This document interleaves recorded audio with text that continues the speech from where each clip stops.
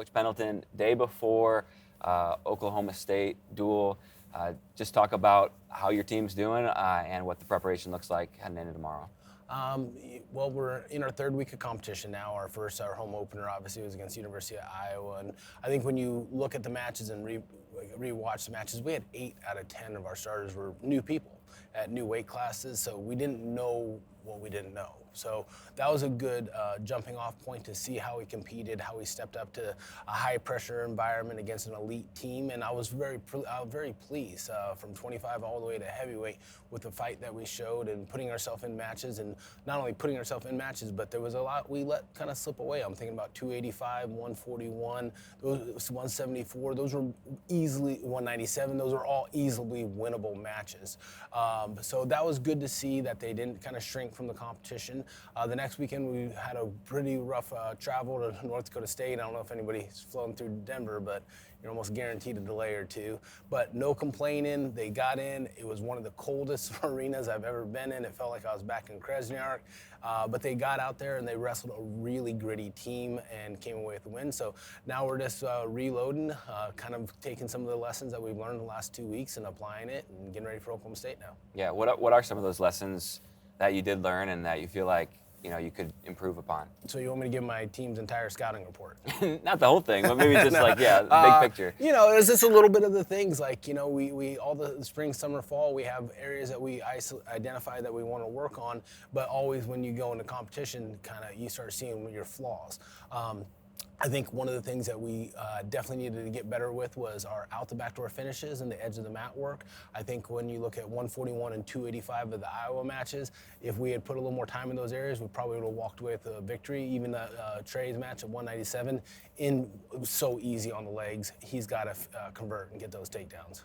Yeah, is that why you have such a tough schedule early in the year? Why you scheduled Iowa and Oklahoma State, 100%. CKLV to learn those things? I look at other programs and other teams and talk to other coaches, and my personal philosophy is I could have a really easy schedule and build this really nice house like out of a deck of cards, but the foundation is going to be weak because it's never been tested. We want to be tested. We want to wrestle the best. We're not worried about the outcome. We're worried about the incremental growth throughout the season, and that's how you take guys that I think one of the things that we've been known, we don't get these, huge NIL All-American transfers come in. I mean, I would love some if he wants to pop in there. Mm-hmm. I don't know how to go about that and circumvent that.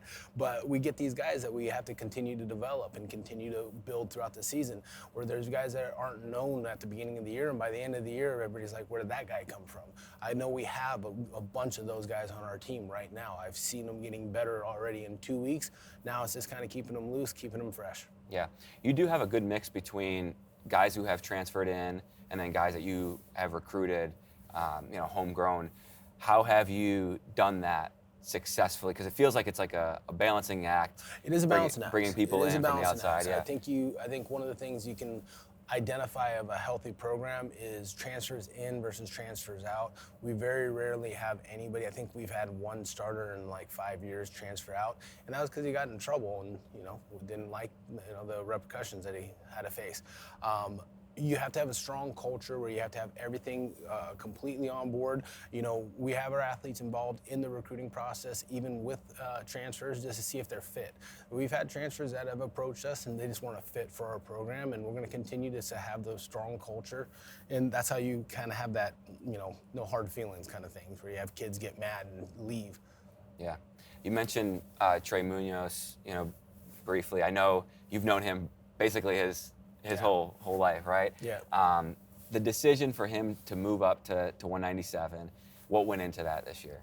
I think it was just a little bit of he's been doing it for so long and being at the 184, and I want to say 3 national semifinals. This was one of those deals that he was saying, okay, I'd just like to enjoy my senior year, not worry about the weight cut, just go out, wrestle new people, new challenges. And it was something that it was right out of the gate. And it's going to be a little bit of a learning process. Just even going back the last week and a half, doing his individuals, just learning, showing them like, hey, your speed's going to be one of your biggest assets, you're going straight on, power. I think because he's been in this weight room, he wants to go do arm wrestling contests with everybody. I'm like, you don't have to do that. Like, you can actually hit your angles, use your speed a little bit more. And I think that it's just going to be one of those processes of, as you grow in a new weight class, you feel it. You have to learn a little bit of the little intricacies of 197. Yeah. What would it mean, and maybe this is too early to ask the question in the season, what would it mean for you, for him, the program, to win an NCAA title? Oh, it's way too early in the season. I mean, once you start looking down that path, I mean, obviously that's the goal for him. He's not shy about it. I'm not shy about it. But we're just really, it's an old cliche. We just kind of keep looking at, where we're stepping.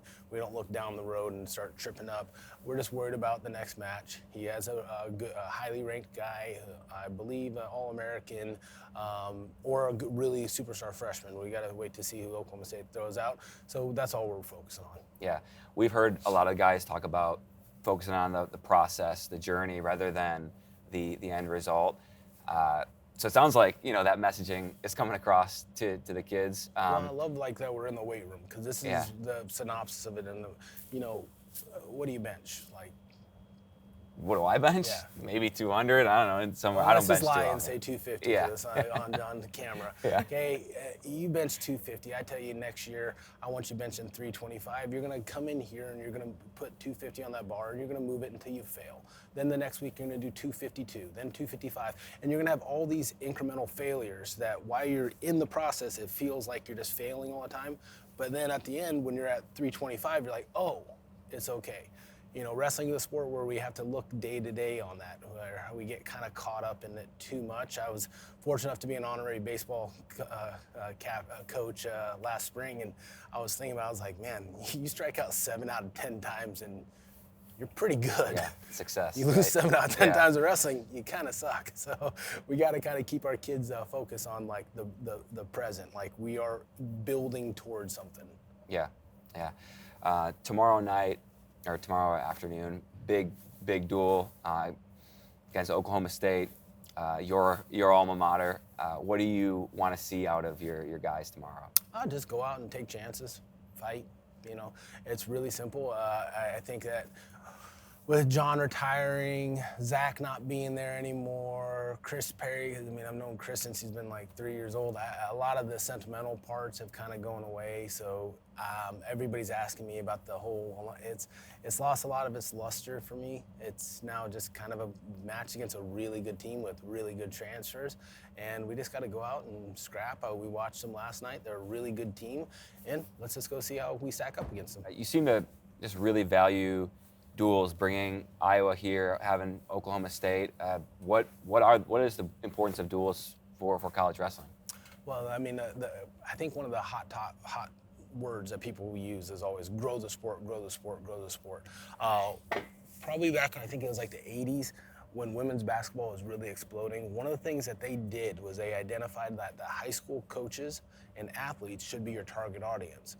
One of the things our leadership has failed us in, and absolutely failed us, and I really say it I don't use those words strongly or lightly, is we should not be competing against high school coaches and athletes for dates.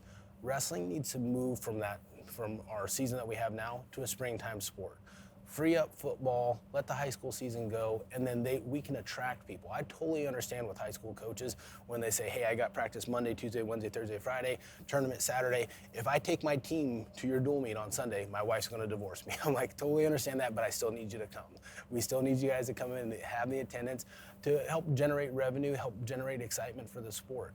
I really feel that we need to shift. The Utah Valley last night was amazing. When I got to watch as a fan, sitting there, eating dinner, watching a dual meet, seeing the president of the school front and center. Adam Hall's already done an amazing job. The theatrics, he had the green lights, the backboards, everything. I was like, this is a program that's gonna continue to grow. Those are fans that are gonna have a great experience. We can't just say that the only thing that matters is the end. We have to invest in our daily dual meets. And it's one of the things that we have to start looking at. One of the arguments is that we can't push it back because what about the freestyle season? Well, I hardly see the elite people wrestle at the U.S. Open anymore. We can make adjustments. The Worlds aren't until September. There's a lot of different things that we can do, moving Final X over. all those kind of things. But I really think that in order to continue to grow our dual meets is we need unified rules across all.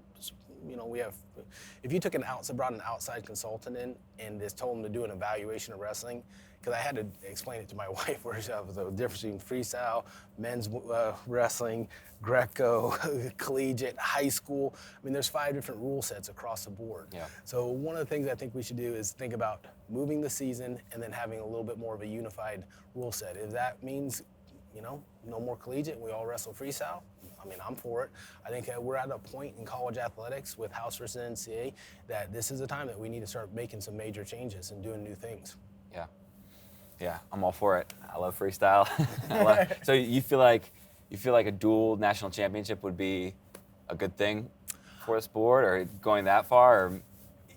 I'm open to a lot of different things. I just know that we need to continue to build our fan attendance on a daily basis. Yeah. Across the board, that should be one of the things that should be a priority for every coach in the country is build your dual meet attendance, build your endowment funds, and look at ways to generate revenue, not just spending it on RTCs or whatnot. We got to start putting it back in our programs and building. You want to grow the sport, build it at your base. Cool. Anything else for us, Coach? Awesome. Appreciate it.